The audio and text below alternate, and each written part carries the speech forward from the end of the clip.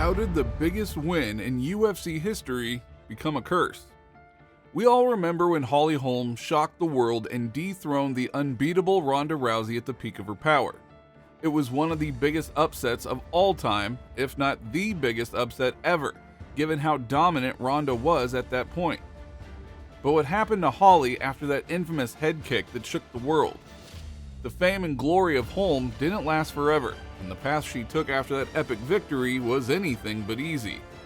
Today we'll see how the woman who crushed Ronda Rousey lost everything.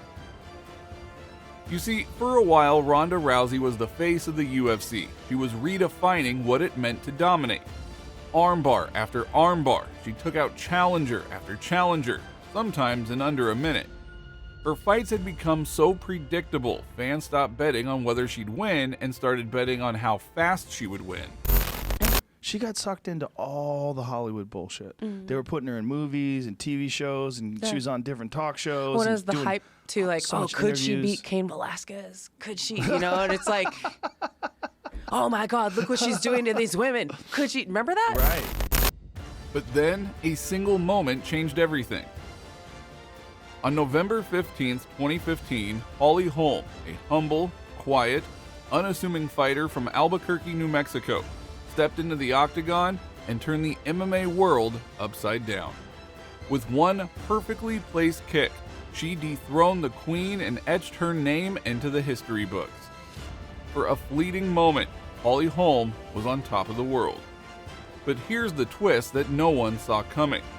That one win, the moment that should have been the crown jewel in Holly's career, turned into the start of a brutal, heartbreaking journey. Because while Holly had conquered the queen, she was about to face her biggest challenge yet. And this time, the opponent was the weight of expectation. To understand Holm, we have to go back, way back to her roots. Holly wasn't born with a silver spoon. She wasn't from a famous fighting family, and her early life didn't exactly scream future MMA champion. Holm was born on October 17, 1981 in Albuquerque, New Mexico. The youngest of 3 children in a deeply religious household, her life was about as far from the octagon as you could get. Holly was a preacher's daughter, literally. Her father, Roger Holm, led sermons every Sunday, and her mother, Tammy, was a massage therapist. Growing up, Holly had this energy about her, this spark that didn't quite fit with the image of a preacher's daughter. She was always outdoors, always on the go.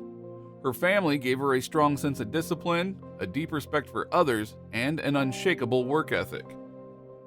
Holly's first taste of sports came through traditional outlets like soccer and gymnastics, but it didn't take long for her to discover that she loved fighting. A tomboy at heart, she found a thrill in testing herself, pushing her body, finding out just how far she could go. By her early teens, she'd started dabbling in kickboxing. Holly's life changed when she met Mike Winkeljohn. Mike was a tough, no-nonsense former fighter turned trainer, and he saw something special in this quiet, scrappy teenager. Holly didn't have the swagger or ego of some fighters, but she had something much more valuable: discipline and an insane work ethic. Mike said that Holly trained like she was possessed. She didn't care about the spotlight, the money, or the fame. She just wanted to be the best. Mike took Holly under his wing and he helped her transition from kickboxing to boxing. It didn't take long for Holly to make waves. She wasn't just good, she was exceptional. Holm went on to become a 19-time world boxing champion across 3 weight classes. Yeah, you heard that right, 19 titles. Her striking was clinical, her footwork was flawless, and she had a left hook that could end fights in an instant. She was carving a name for herself in women's boxing, but still something was missing.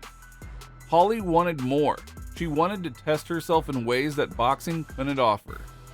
And so, with Mike Winkeljohn's blessing, she made the jump to mixed martial arts. And believe me, it was a leap into the unknown. Holly's transition to MMA was anything but smooth. When she first entered the sport, the MMA community didn't exactly roll out the red carpet. She's just a boxer, they said. She doesn't know how to kick, how to grapple, how to defend against submissions. To a lot of fans and analysts, she was a curiosity, a boxer trying to play in a world that she didn't belong to. But Holly wasn't listening to the doubters. She had her eyes on the prize, and she was willing to put in the work. At Jackson Wink, Holly was surrounded by some of the best fighters and coaches in the world. Her training partners included John Jones and other legends of the sport, and she soaked up every bit of knowledge they had to offer. Day in and day out, Holly trained tirelessly, mastering the nuances of grappling, ground and pound, and most importantly, kicks. She didn't just want to be a boxer in the cage, she wanted to be a complete mixed martial artist. Holly's MMA debut wasn't a flashy start, but it was effective. She quickly racked up wins, showcasing her striking prowess and surprising opponents with her ever-improving kicking game. Holly was gaining momentum, and then the call came. It was a call that could change her life. How would you like to fight Ronda Rousey? This was it, the chance to fight for the bantamweight title. But it wasn't just any title fight, it was a fight against Ronda Rousey, the most feared woman in MMA. So, let's set the scene. Ronda Rousey wasn't just undefeated, she was untouchable. She was the queen of the division, and she had an aura that made her seem almost superhuman.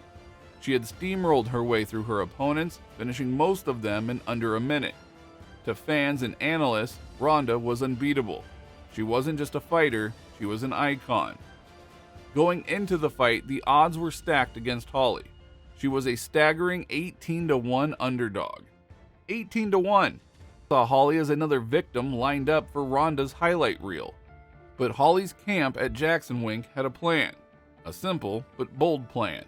They wanted Holly to use her footwork, her precision, and her patience. Ronda thrived on aggression, on overwhelming her opponents. But Holly would be cool, calm, and collected. She'd stay at a distance, frustrate Ronda, and then she'd strike. And on the night of November 15th, 2015 in Melbourne, Australia, Holly executed that plan to perfection. She danced around Ronda, landing punches, using angles, avoiding Ronda's clinch. Holly took Ronda apart piece by piece. And then, early in the second round, it happened. With one perfectly timed high kick, Holly Holm did the unthinkable. She sent Ronda Rousey crashing to the canvas. The woman who couldn't be beaten, the queen of the division, was knocked out cold. Holly Holm had done what no one else had thought was possible. She was the new bantamweight champion, and she had just shocked the world. How does it feel knowing that when you're walking out to the octagon and no one believes? How good does it feel to go back to your coaches and say, we did it? Oh my gosh, it's, there's so much hard work and all the time in the gym and just so much belief, and their belief in me makes me want to do it for them. That moment was the pinnacle of Holly's career. Overnight, she became a household name. Her face was everywhere. Her story was told and retold, and fans around the world celebrated the preacher's daughter, who had just taken down the queen.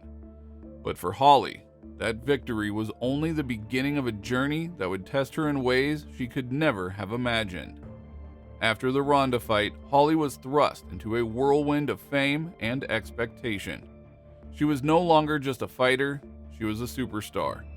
She appeared on magazine covers, did the talk show circuit, and was hailed as one of the biggest underdogs in sports history. For a quiet, humble woman from Albuquerque, the sudden fame was exhilarating, but it was also overwhelming. I don't know if it's actually settled. I don't know if it ever will fully settle, but I guess just coming back home, and I've replayed it more and more. I'm like, wow, that really actually did just happen, you know? Yeah. The immediate feeling is like that immediate relief. Over. Yeah. How soon did you know that this was your fight? I felt like I had her timing, but that didn't mean that the fight is yours, you know? I just felt as the fight was going, I'm like, all right. Holly knew that her victory over Ronda had put a massive target on her, the woman who beat Ronda Rousey. She was the new bantamweight champion. She was determined to prove that her win wasn't a fluke, that she could defend her title and reign as a legitimate champion. But the pressure, it was unlike anything she had ever experienced. Holly's first title defense was against Miesha Tate, a fighter known for her toughness, her grappling skills, and her relentless spirit. Holly knew this fight was going to be a war, but she felt ready. For most of the fight, Holly was in control. She was ahead on the scorecard, picking Miesha apart with her striking, maintaining her composure. But in the fifth and final round, with everything on the line, Miesha saw an opening. Miesha managed to take Holly down and lock in a rear naked choke. Holly fought with everything she had, but she was trapped. With no other choice, she tapped. In that moment, her title slipped away. For Holly, the loss was devastating. She had climbed to the top, only to have it ripped away just as quickly. And as painful as it was, she was determined to bounce back. But that loss, it was only the beginning of a difficult road ahead.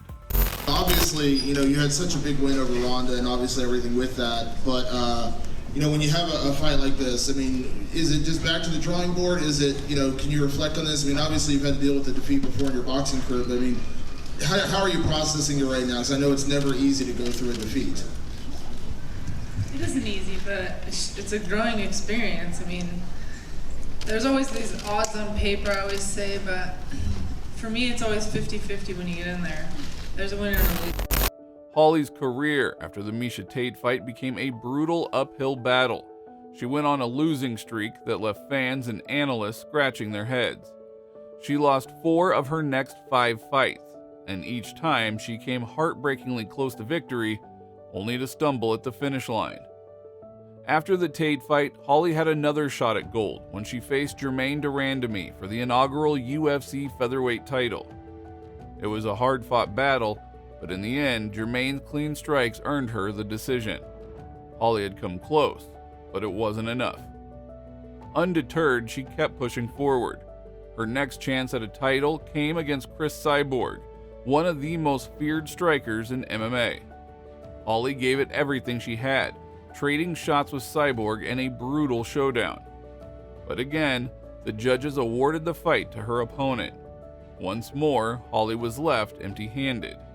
Holly Holm now holds the record for the most UFC title challenges by a female fighter without a single win.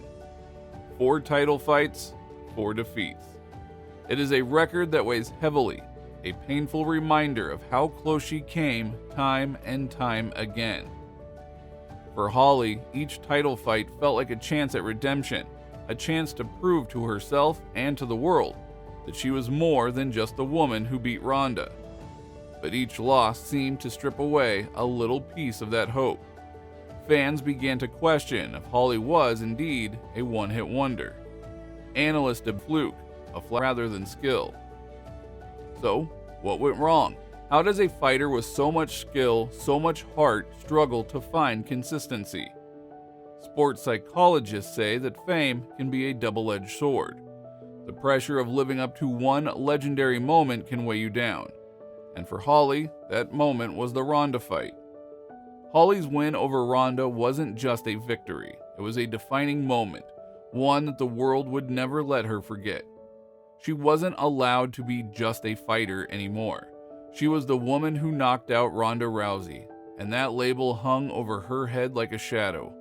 Every fight, every loss, chipped away at the legend that she had built. Holly has spoken openly about the weight of that victory, the pressure of constantly having to prove herself. She wanted the world to see that she was more than just a one-hit wonder, that her victory over Ronda wasn't a fluke. But as loss after loss piled up, that victory began to feel more like a curse than a blessing. Today, Holly Holm is still fighting, still training, still giving everything she has to the sport. She has become a mentor at Jackson Wink, guiding the next generation of fighters. For those who know her story, Holly's legacy isn't just about the Ronda fight. It's about resilience, about pushing forward even when the odds seem insurmountable. Dana was asked about you kind of in the aftermath. I'm sure you heard his comments, kind of maybe put some mystery around your future. I know you're only going to decide when you're done, when you're ready. So like, how do you kind of internalize what comes next? I'm just training because that's all I can do is take one day at a time. You know, I can't. Tomorrow's never promised in life or in sport. So I'm just training, and I'll always like choose to be positive and driven in my life, and we'll just see what tomorrow brings. Holly's career may not have followed the fairy tale arc that fans had hoped for, but she has left an undeniable impact on women's MMA. She is a Hall of Famer and a legend in her own right. And maybe, just maybe, that's what true greatness looks like. We'll always remember that kick, that single moment that shocked the world. But Holly Holm's story is so much more than one fight. It is a story of a fighter who never gave up, who kept pushing forward, even as she fell, again and again.